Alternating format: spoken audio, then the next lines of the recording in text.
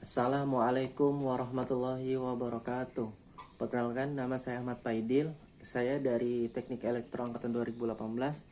Di sini saya akan menyelesaikan latihan terbimbing untuk mata kuliah sistem operasi, yaitu tentang investigasi penjadwalan proses.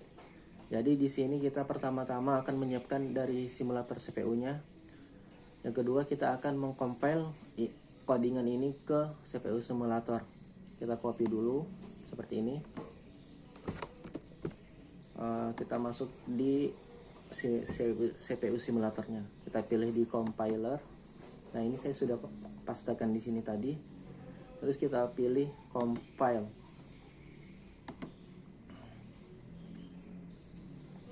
Nah, setelah muncul di sini, maka kita akan masukkan ke program memorinya.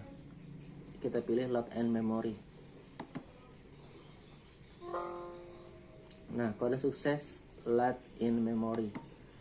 Tadi kita pilih OSO-nya.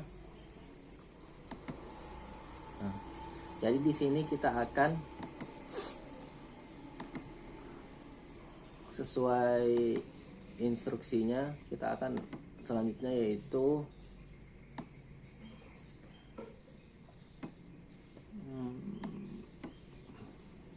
akan membuat proses dari P1, P2, P3 dengan prioritas seperti ini, seperti di tabel 2, 4, 3. Dan kita akan langsung selanjutnya kita langsung tambahkan proses keempat dengan prioritas ke-1 seperti itu.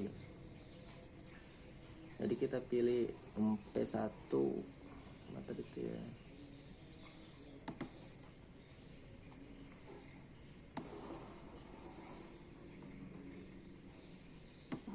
Nah, ini kita pilih P1 dulu, prioritas kedua. Nah, baru kita klik new process. Nah, sudah masuk di sini di prosesnya. Selanjutnya P2-nya adalah 4.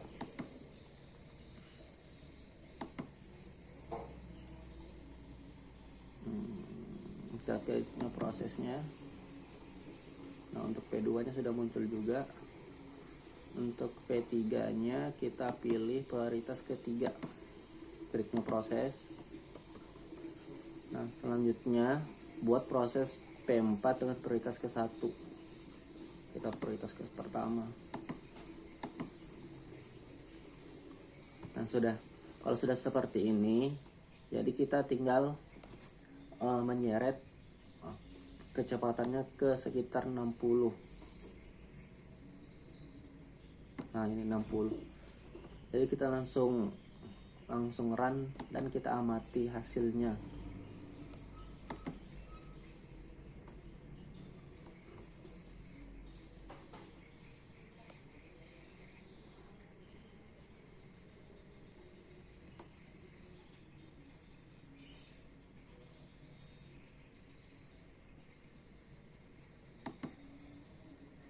Nah, hasilnya seperti ini.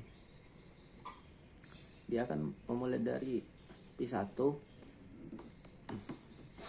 dan kita akan melihat untuk P1 nya yang ready proses itu mulai dari P2, P3, P4.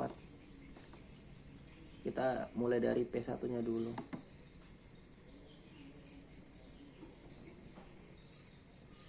Mungkin kita sedikit kita kasih cepat aja biar prosesnya lebih cepat. Seperti ini guys, dia dimulai dari P1 dulu. Setelah P1 selesai, nanti dia akan masuk di P2, P3 dan P4 seperti itu. Jadi setiap proses yang dilakukannya kita akan catat di tabel ini. Nah, di sini ada P1, P2, P3 dan P4.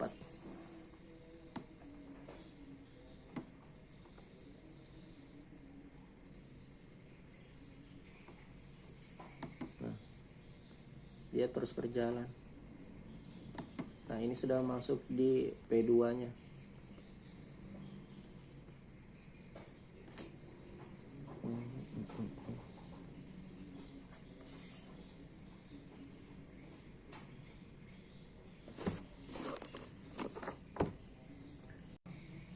P3 nya, dia masih menjalankan seperti ini. Nah,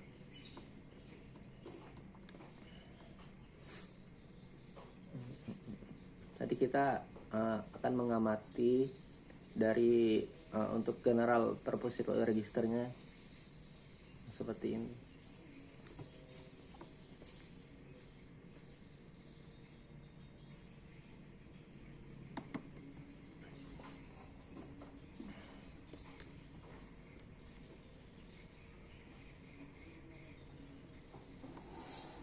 Dia masih menjalankan yang untuk P3 nya gitu.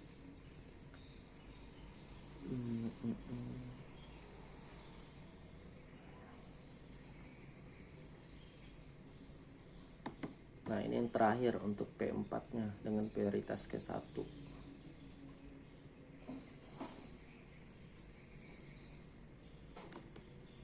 Kita tunggu sampai selesai prosesnya.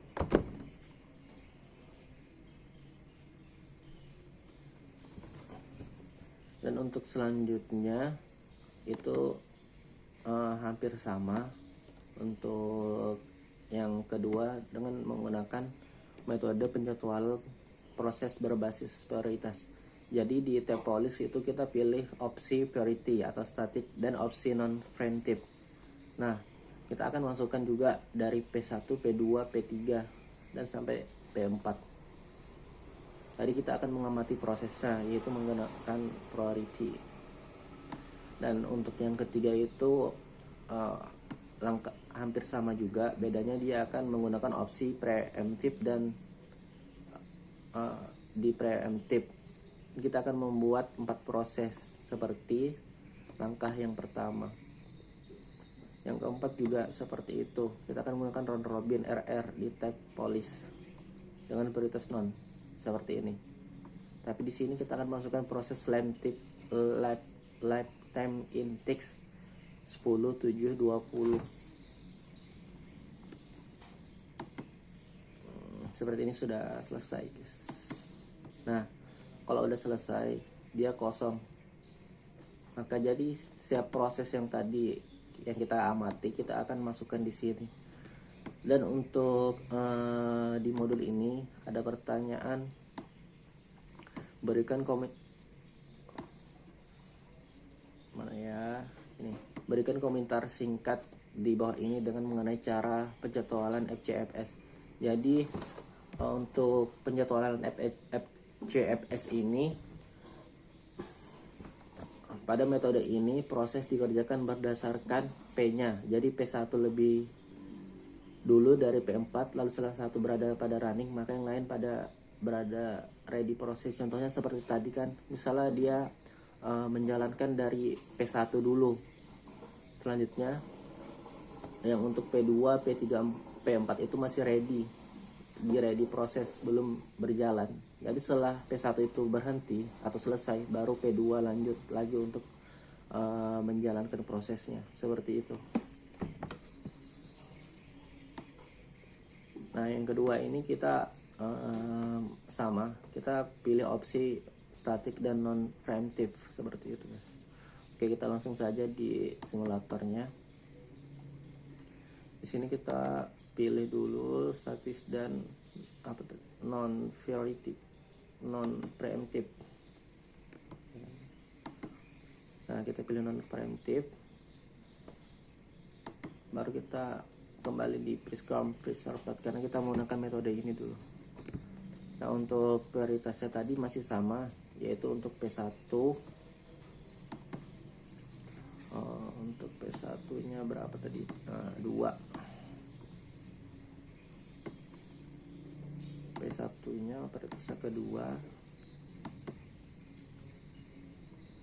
Nah, untuk P2 nya tadi prioritas keempat, ketiga. P2 keempat.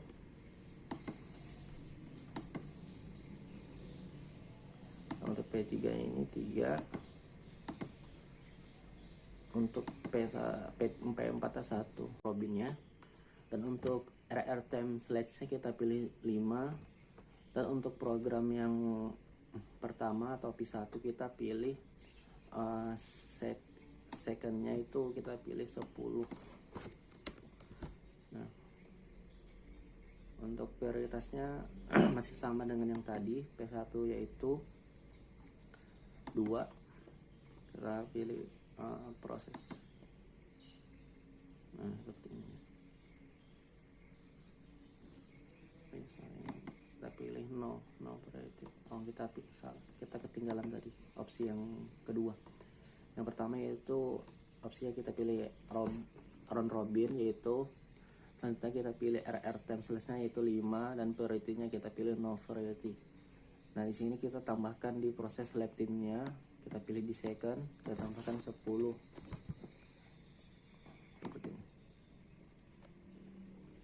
Nah, untuk P2-nya prosesnya ada 4. Ini untuk proses lab timnya ada 7. Proses.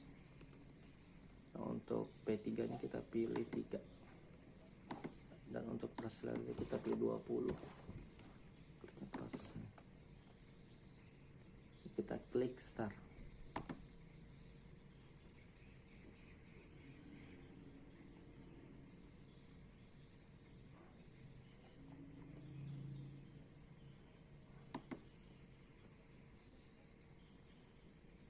Nah, bisa kita lihat untuk round robin dia dimulai dari 1, 2, 3 untuk prosesnya. Jadi akan mengulangi seperti itu, 1, 3.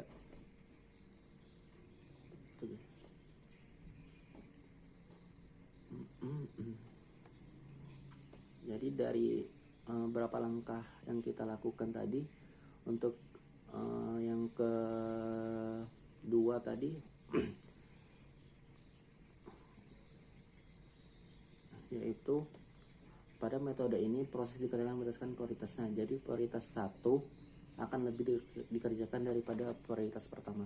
Jadi dia akan mengerjakan dari prioritas yang terkecil dulu. Setelah prioritas yang terkecil selesai, baru dia lanjut ke prioritas yang lebih besar. Seperti itu.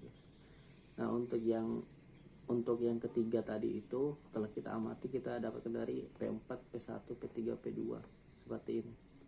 Nah, untuk pada metode ini preemptive, proses dikerjakan berdasarkan prioritasnya. Jadi prioritas 1 akan lebih dikerjakan daripada prioritas 4, dan penyelesaiannya telah selesai pada running proses, maka akan sisa P yang belum termasuk saja. Untuk perbedaan antara metode preemptive, pada kasus sampel ini tidak terlihat perbedaan karena pada running proses ready proses terlihat sama.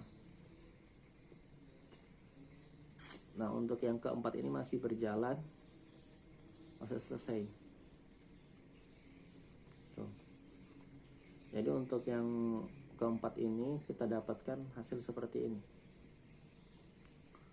Pada WT ini proses dikerjakan berdasarkan P-nya. Jadi P1 lebih dulu daripada P3.